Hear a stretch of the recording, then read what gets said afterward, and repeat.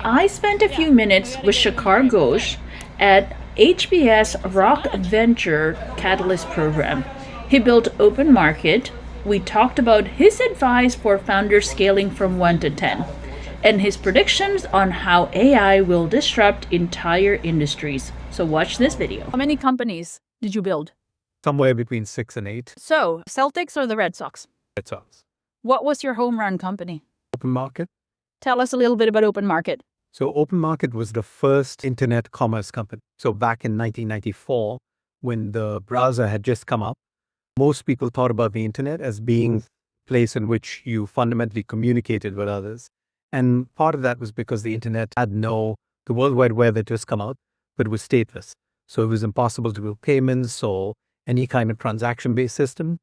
And we were the company that created the infrastructure for it. So for example, things that you use right now routinely, like shopping carts, those things didn't exist. We had patents on all of them. Oh my God. So we had patents on maybe 40 different primitives of what it took to do commerce. So are we talking about Netscape Navigator days?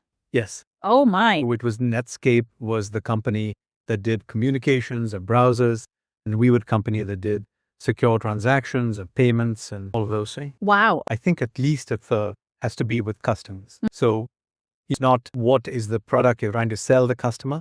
It's really what does the customer's life look like? And how do you fit into that life as opposed to how should they use your product? So that would be the first third. I think the second third would be on the product itself, which is how can I build something that matches the resources I have, matches the stage at which I'm at, but actually adds value to that customer. And the third would be, I'm actually going to make the core. The third would be on your team. So how do I keep the team? How do I recruit and manage a team that is the best it could be? So when you think, firstly, I think that the nature of the verticals is going to change, the way we thought about verticals itself. But it's almost like every vertical is going to have tremendous change. It's just that some are going to come before others. So all of the software related verticals are going to be the first one is to get reoriented and redesigned in some form. And then from that, you're going to go to industries that are very dependent upon software, healthcare, financial services, some of retail.